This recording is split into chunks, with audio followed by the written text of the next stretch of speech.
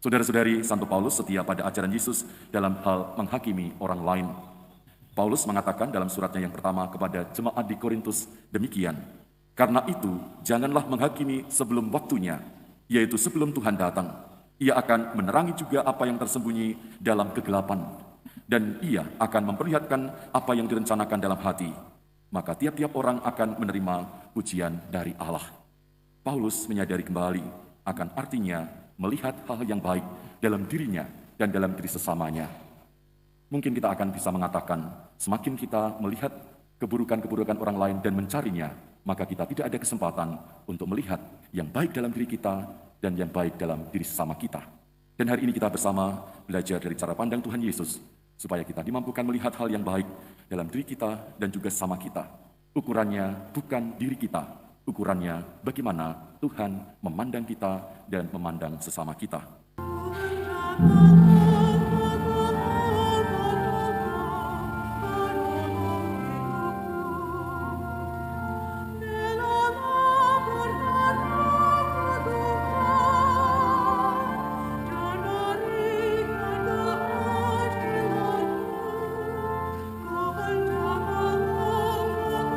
Altar Allah, penolong hidupku.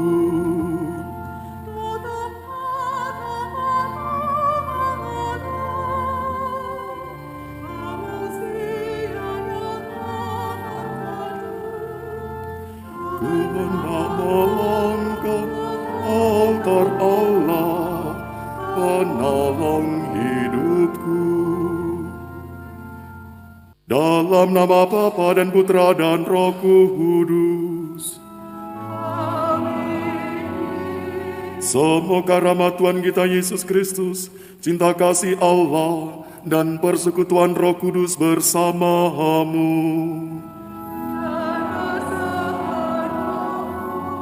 Rama, Suster, Frater, Ibu, Bapak, Saudara, dan Saudari dikasih Tuhan, kita kembali akan menikmati akan sabda Tuhan, yang juga akan meneguhkan bagi setiap perjalanan iman dan hidup kita. Cara pandang kita menentukan cara bertindak kita. Itulah yang mau juga disabdakan Yesus dalam Injil hari ini. Maka mari kita merahmat Tuhan, agar dengan cara pandang jernih Tuhan Yesus, kita dimampukan untuk melihat hal yang baik dalam diri kita dan juga sesama kita.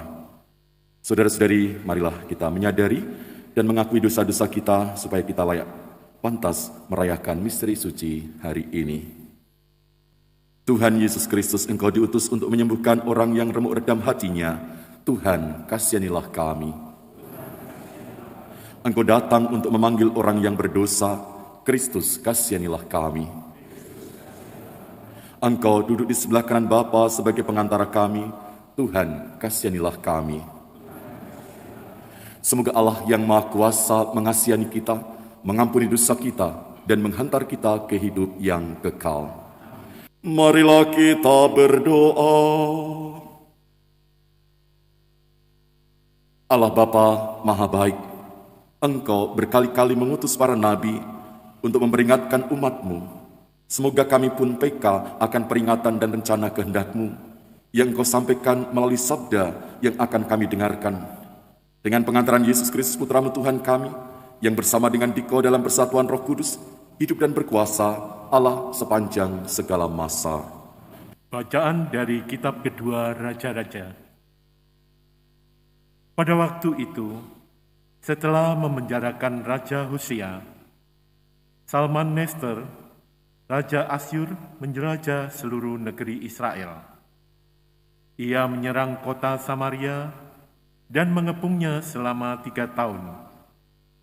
Dalam tahun ke-9 zaman Raja Hosea, Raja Asyur merebut Samaria. Ia mengangkut orang-orang Israel ke Asyur, ke dalam pembuangan, dan menyuruh mereka tinggal di Halal, di tepi sungai Harbor, yakni sungai negeri Gosan, dan di kota-kota orang Madai. Hal itu terjadi karena orang Israel telah berdosa kepada Tuhan Allah mereka yang telah menuntun mereka dari tanah Mesir, dari kekuasaan Firaun Raja Mesir, dan karena mereka telah menyembah Allah lain. Lagi pula, mereka telah hidup menurut adat istiadat bangsa-bangsa yang telah dihalau Tuhan dari depan orang Israel, dan menurut ketetapan yang telah dibuat raja-raja Israel. Tuhan telah memperingatkan orang Israel dan orang Yehuda dengan perantaraan semua nabi dan semua pelihat, "Berbaliklah kalian dari jalan-jalanmu yang jahat itu, dan tetaplah mengikuti segala perintah dan ketetapanku sesuai dengan undang-undang yang telah kuperintahkan kepada nenek moyangmu, yang telah kusampaikan kepada mereka." Dengan perantaraan hamba-hambaku para nabi, tetapi mereka tidak mau mendengarkan. Mereka bertekar hati seperti nenek moyangnya yang tidak percaya kepada Tuhan Allah mereka. Mereka menolak ketetapan dan perjanjian Tuhan yang telah diadakan dengan nenek moyang mereka. Mereka membuang peraturan-peraturan Tuhan yang telah disampaikan kepada mereka. Sebab itu, Tuhan sangat murka kepada Israel dan menjauhkan mereka dari hadapannya. Tidak ada yang tinggal kecuali suku Yehuda saja. Demikianlah sabda Tuhan. Selamatkanlah kami dengan tangan kanan-Mu ya Tuhan, dan jawablah kami. Selamatkanlah kami dengan tangan kanan-Mu ya Tuhan, dan jawablah kami. Ya Allah, Engkau telah membuang kami dan menebus pertahanan kami. Engkau telah murka, pulihkanlah kami. Selamatkanlah kami dengan tangan kanan-Mu ya Tuhan, dan jawablah kami. Engkau telah menggoncangkan bumi dan membelahnya. Perbaikilah retak-retaknya, sebab kami telah goyah. Engkau telah membuat umat-Mu mengalami penderitaan yang berat. Engkau telah memberi kami minum anggur yang memusingkan. Selamatkanlah kami dengan tangan kanan-Mu ya Tuhan, dan jawablah kami. Bukankah Engkau ya Allah yang telah membuang kami? Bukankah Engkau tidak memajukan bersama bala tentara kami? Berikanlah kepada kami pertolongan terhadap lawan, sebab sia-sialah penyelamatan dari manusia. Selamatkanlah kami dengan tangan kanan-Mu ya Tuhan, dan jawablah kami.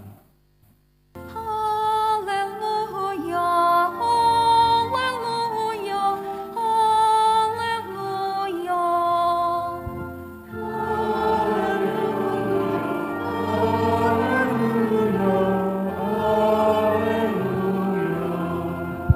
Firman Tuhan itu hidup dan kuat, menusuk ke dalam jiwa dan roh.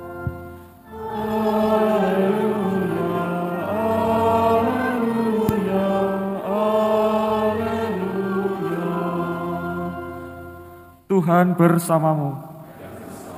Inilah Injil suci menurut Matius. Dalam khotbah di bukit, Yesus berkata, "Janganlah menghakimi, supaya kalian tidak dihakimi. Karena dengan penghakiman yang telah kalian pakai untuk menghakimi, kalian sendiri akan dihakimi.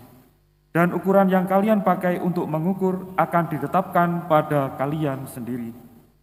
Mengapakah engkau melihat selumbar di mata saudaramu, sedangkan balok dalam matamu sendiri tidak engkau ketahui? Bagaimanakah engkau dapat berkata kepada saudaramu, biarlah aku mengeluarkan selumbar itu dari matamu, padahal di dalam matamu sendiri ada balok? Hai orang munafik, keluarkanlah dahulu balok dari matamu sendiri, maka engkau akan melihat dengan jelas untuk mengeluarkan selumbar dari mata saudaramu." Demikianlah sabda Tuhan. Romo, suster, frater, ibu, bapak, saudara, dan saudari yang terkasih dalam Tuhan, kalau kita sejenak merenungkan atas peristiwa pengalaman hidup kita, Bagaimanapun juga bahwa cara pandang akan menentukan cara bertindak. Kita hidup di tengah masyarakat yang kadang-kadang mudah untuk menghakimi. Jika seorang gagal dalam beberapa cara, orang dapat mengambil kesempatan tertentu untuk menarik perhatian dengan sesuatu yang tidak mengenakkan. Dalam pengertian itu, pesan Yesus dalam bacaan Injil hari ini menegaskan bagaimana orang harus bersikap terhadap sesamanya. Maka tadi dikatakan dalam Injil, jangan menghakimi supaya kalian tidak dihakimi. Yesus tampaknya mengingatkan bahwa ketika kita menghakimi orang lain, kita juga membiarkan diri terbuka untuk penghakiman Allah. Yesus menyiratkan dengan tegas, ketika kita menghakimi seseorang, kita sedang melakukan sesuatu yang juga hanya dapat dilakukan oleh Allah. Saudara-saudari, kita seringkali tidak adil dalam menilai sesama. Kita mempunyai pandangan yang membelenggu, yakni membatasi orang lain supaya seperti diri kita sendiri. Ukuran penilaiannya adalah diri kita sendiri. Orang lebih mudah menilai orang lain daripada menilai dirinya sendiri. Saudara-saudari, gambaran inilah yang juga terjadi dalam Injil menjadi semakin jelas mengapa engkau melihat selumbar di mata saudaramu, sedangkan balok dalam matamu sendiri tidak engkau ketahui. Segala macam prasangka dan pandangan negatif terhadap sesama begitu mudahnya, tetapi melihat hal yang tidak baik dalam dirinya sendiri menjadi sangat sulit. Kita seringkali secara spontan melihat seseorang yang nampak lahiriah. Sebaliknya, Tuhan melihat tidak seperti yang manusia lihat. Manusia melihat penampilan luar, tetapi Tuhan melihat hatinya. Ia sendiri tahu apa yang ada dalam hati setiap orang. Saudara-saudari, mungkin kita berpikir Yesus ini nampaknya unik. Tidak ada orang lain yang tahu apa yang ada dalam diri setiap orang, tetapi Tuhan sendiri tahu apa yang ada dalam kedalaman batin hati kita. Wawasan kita yang terbatas tentang orang lain seharusnya membuat kita tidak cepat-cepat untuk menghakimi sesama. Saudara-saudari, Santo Paulus setia pada ajaran Yesus dalam hal menghakimi orang lain. Paulus mengatakan dalam suratnya yang pertama kepada jemaat di Korintus demikian, karena itu janganlah menghakimi sebelum waktunya, yaitu sebelum Tuhan datang. Ia akan menerangi juga apa yang tersembunyi dalam kegelapan, dan ia akan memperlihatkan apa yang direncanakan dalam hati. Maka tiap-tiap orang akan menerima pujian dari Allah. Paulus menyadari kembali akan artinya melihat hal yang baik dalam dirinya dan dalam diri sesamanya. Mungkin kita akan bisa mengatakan, semakin kita melihat keburukan-keburukan orang lain dan mencarinya, maka kita tidak ada kesempatan untuk melihat yang baik dalam diri kita dan yang baik dalam diri sesama kita. Dan hari ini kita bersama belajar dari cara pandang Tuhan Yesus, supaya kita dimampukan melihat hal yang baik dalam diri kita dan juga sama kita. Ukurannya bukan diri kita, ukurannya bagaimana Tuhan memandang kita dan memandang sesama kita. Semoga kita dimampukan untuk memiliki cara pandang yang jernih Tuhan Yesus, bagaimana kita berhadapan dengan diri sendiri dan sesama kita. Marilah menyatakan misteri iman kita.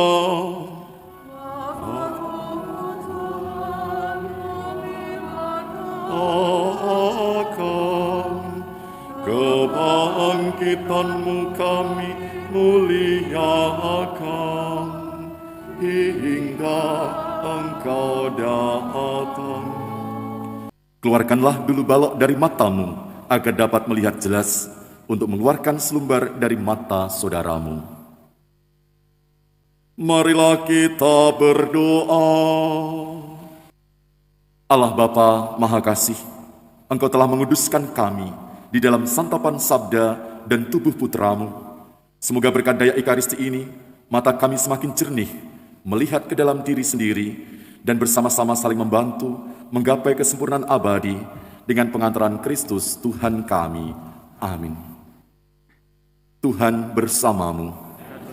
Semoga Allah yang Maha Kuasa memberkati saudara sekalian, Bapa dan Putra dan Roh Kudus. Amin. Saudara-saudari terkasih, pergilah dalam damai sambil memuliakan Tuhan dengan hidupmu. Syukur kepada